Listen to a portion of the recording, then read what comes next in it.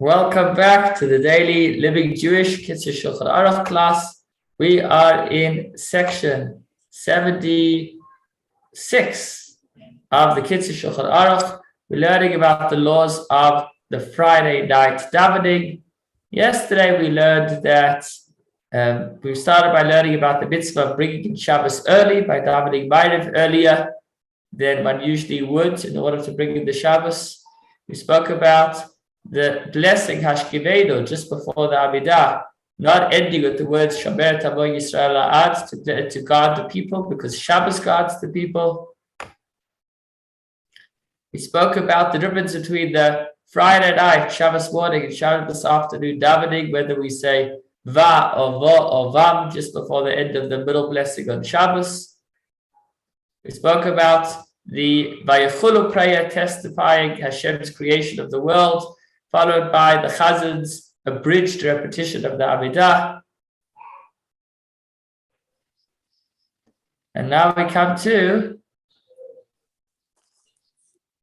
making Kiddush in Shul. There's actually a whole section in the Shulchan Aruch dedicated to specifically making Kiddush in Shul. Let's take a look at it in the Kitzur Shulchan Aruch. In these countries, it is customary for the Chazan to recite Kiddush in Shul on Shabbos and Yom Tov evenings, except for the first 2 nights of Pesach. Now, let's maybe before we see how it applies today, let's actually go back a step and see how this law exists in the original Shulchan Aruch. So back in the day, there would be people that were staying on the shul campus for Shabbos. And they didn't necessarily have wine of their own. So it became a custom that just before the end of davening, those that were eating on the shul campus would take their seats at their respective tables just outside the doors of the shul itself. And in all the different rooms around the main shul, wherever they'd have their tables set up for their individual meals, they would listen in to the chazan who would make Kiddush in shul. He would have them in mind, and they would have in mind to be included. And he would make Kiddush for them. And that would work because it would be Kiddush b'makom su'udah. They would be making Kiddush in the same place that they were eating the meal. We know that in order to make Kiddush, you need to eat. You need to eat some form of a meal in the place that you make Kiddush. What constitutes some form of a meal? Either to have bread or to have any food that includes the 5 grains, wheat, barley, oats, malt, or rye, meaning mazonot, or at the very least to be drinking additional wine or grape juice, additional revius of wine or grape juice. So what this means is that when a person makes Kiddush, or when a person listens to Kiddush, the Kiddush only works if he is also going to be eating food of 5 grains or drinking wine in that very place. So back in the day, the people that were each situated at their individual tables would have their food in front of them. And so therefore it would be Kiddush b'makom su'udah. They would be making Kiddush in the place that they ate. Or more specifically, the chazan that was inside the shul, who would be having them in mind, would be making Kiddush for them. And for them, the Kiddush was at the place that they ate. So that worked just fine. However, nowadays, when people no longer have a meal in shul on a Friday night, so it's not going to help for the chazan to make Kiddush, because we've just mentioned that Kiddush can only be said in a place that you'll be eating. So if nobody's eating in shul on a Friday night, then seemingly the Kiddush that's part of the Friday night service should be removed. Says the Shulchan Aruch that since this is a very old establishment of the sages, so even though the reason seems to have fallen away, those communities that still have this custom must keep it. They should not abolish it because of the power of an institution, a law that was instituted by the sages, but even though the reason seems to have fallen away, there could always be other hidden reasons. There could be other deeper dimensions that we're not aware of.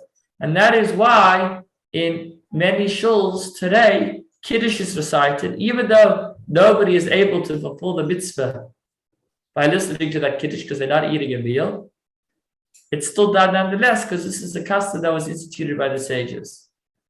Now, it's true that nobody will be doing the mitzvah, but then seemingly it's a blessing in vain. The Hazdan has just made a bracha, and it's not going to help anybody. So in order to resolve this, we'll see now in the Kitzur Shulchan Aruch, there should be a child present who is not yet bar mitzvah. Since he's not bar mitzvah, so he is allowed to eat or drink without hearing Kiddush. So that's the irony. The wine of this Kiddush is considered to have been drinking without Kiddush because the Kiddush didn't work because there wasn't a meal in present. But we want the wine to be drinking because we don't want the blessing to be in vain. So we get a child who is not yet of age of bar mitzvah, is not yet required of the mitzvahs. And so the child is allowed to eat or drink before he hears Kiddush. And then he will go ahead and drink the Kiddush wine or grape juice. And that way the blessing that's made won't be totally in vain because at least the child will be drinking the grape juice or wine based on the blessing that the leader of the congregation made. Let's see that inside.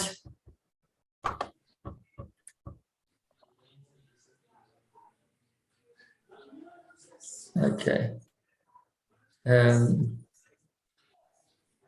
Now the child can't be too young because if he's too young, then he won't appreciate the blessing being recited for him. He needs to be old enough. He's reached the age of chinuch, of education, where the blessing is being made for him, but not yet bar mitzvah, and so which would allow him to drink from this wine, even though this doesn't qualify as a regular Kiddush. Okay. Now, what happens if there's no child in the synagogue? Then the one who made Kiddush, or another person should have in mind to fulfill his mitzvah of Kiddush with this Kiddush, and then drink an additional revius. He actually doesn't say additional. He says he should drink a significant amount of grape juice. A revius is about 86 ml. And then that would constitute somewhat of a meal because wine also satiates. That's the Kiddush is accompanied by a meal. So what we're saying over here is that we don't want to abolish the custom, even though nowadays people are not having a meal in shul. Since it was instituted by the sages, we want to keep it. But we don't want to be saying a blessing in vain. So if there's a child present, so then the blessing can be made for the child. If there's no child in shul Friday night, then the person who's making Kiddush should drink a substantial amount of grape juice or wine so that it's considered like the wine itself is the meal.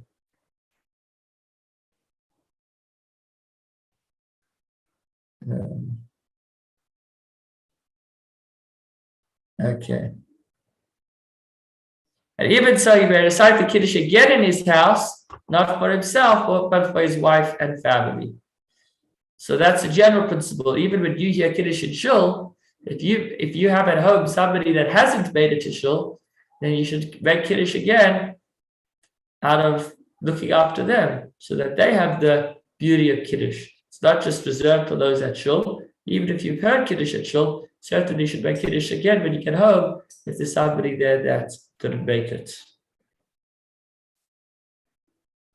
The mitzvah of Kiddush, he says, if they're not able to make Kiddush themselves, which is another interesting discussion, which is once you've already made Kiddush, then it's actually better if I've already made Kiddush and now I'm going to make Kiddush a second time for somebody else, it's better that that person himself make Kiddush than we make it for him if he's able to. Since I've already fulfilled my obligation, so now I'm just doing it for him. It would be better if he did it for himself if he can. Otherwise, I can make Kiddush for him.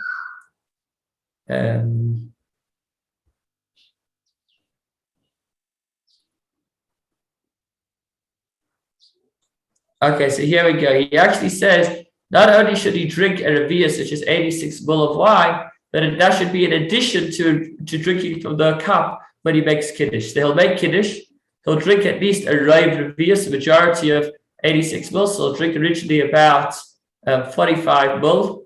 and then he'll drink an additional full 86 ml, and then the first wine will constitute as Kiddush, and the second gulp will constitute as Kiddush in the place of the meal. And okay, if you want to hear more about this, then we could chat afterwards, but this obviously is particularly relevant to the person that's leading the service as far as making Kiddush and Shul. And as far as just skipping out Kiddush and Shul, that's also not an option because that's the custom, if that is the custom in your community. If three families are together, so that Shabbat, each of them makes Kiddush Nifrad? That's a great question. So we have in Jewish law two concepts. One concept is mitzvah bo yoter mibishlucho, which means it's better to do a mitzvah yourself than to get somebody to do the mitzvah for you. But then we have another concept which is called berov am hadarat melech, that when there are lots of people together, it makes everything more beautiful. It makes God, the King of Kings, more beautiful. So we have this ongoing debate. If one person is going to make Kiddush for everybody by the Friday night table, so then the Kiddush is more grand. There are more people participating in this Kiddush. And that has that advantage.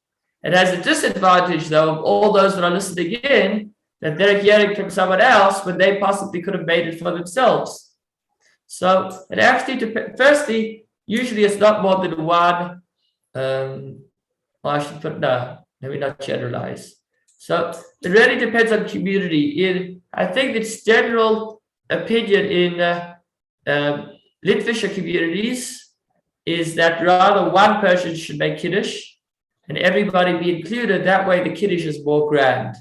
In Hasidic communities, the custom is that each man over Bar Mitzvah on a Friday night makes his own Kiddush, because in Hasidic communities, they give more weight to the concept of mitzvah bo yoter mibishlucho. You'd rather want to do the mitzvah yourself than have somebody else do it for you. So we have to weigh it up. Do we go for more people together, or do we go for doing the mitzvah yourself as opposed to having somebody else do it for you? Have I answered your question? Moshe, you're on mute. Is that clear? It is. Okay, great. Let's move along. We are accustomed to recite the chapter Bamer Madlikin on Friday evening.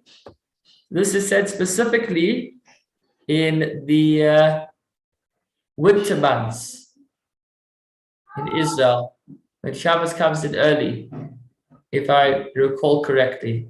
It is not said when Yom Tov falls on Shabbos. So this is a whole section that speaks about which fuels can be used for the Shabbos candles, which we learned about in the previous chapters. But this is only said when it's just Shabbos. If it's Yom Tov or Chol Hamoed, then this section by Meir is not recited. In Great Park today, they do it at the end of the Mincha prayer, just before Kabbalat Shabbat.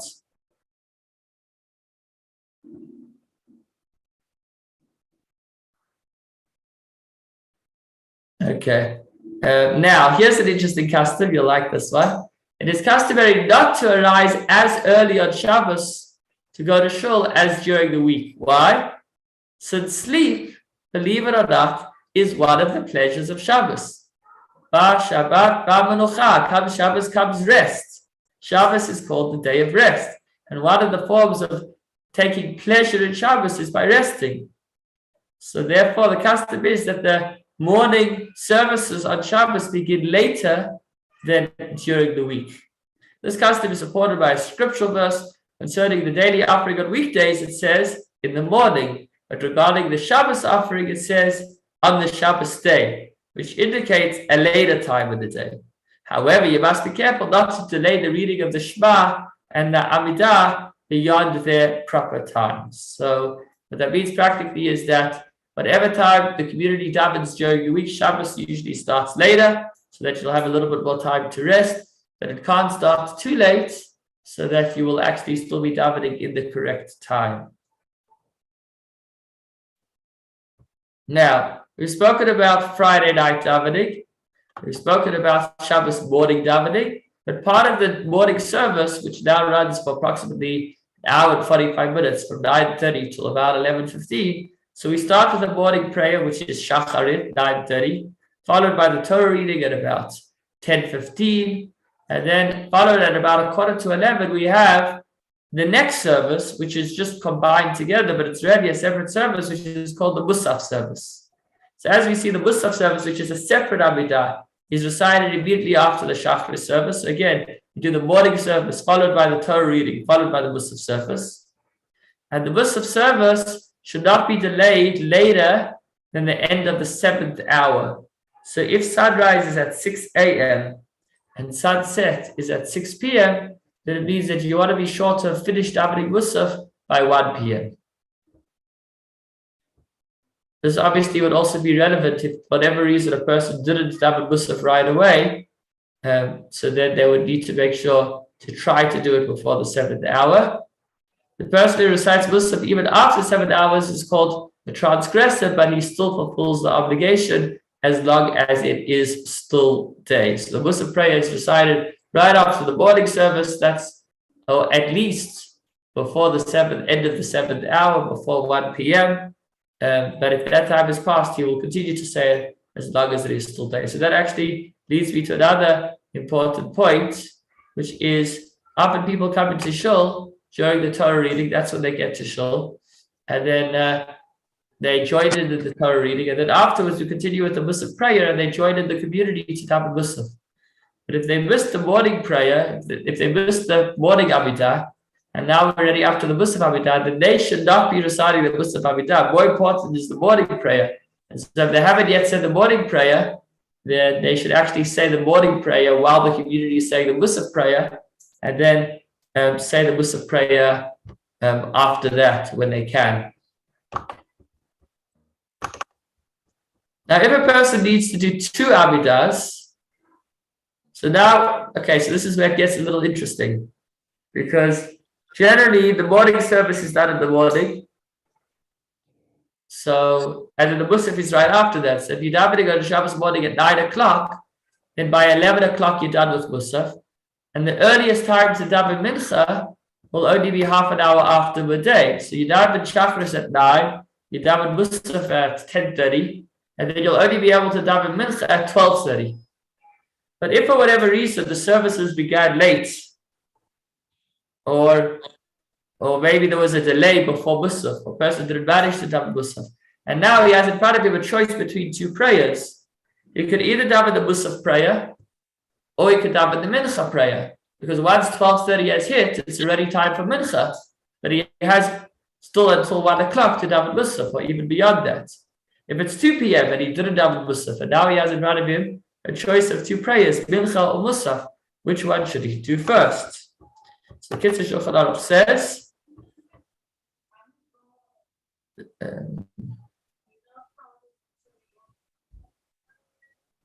you should first daven Mincha, and after that Musaf.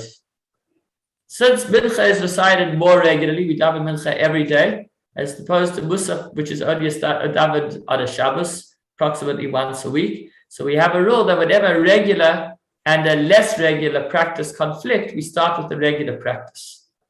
But if it's in the context of a community davening together, then you certainly don't want to confuse things and cause people to confuse when the correct times are. You don't want people to think that Mincha can be davened earlier than 12:30, or that Musaf is allowed to be davened later than 1. So in a community, you would always first daven the morning prayer, then Musaf, and then Mincha. But if you're davening by yourself and you got to shul late and you daven Shacharis while everybody was davening Musaf, then when you get home, you would first daven Mincha and then Musaf, if it's already the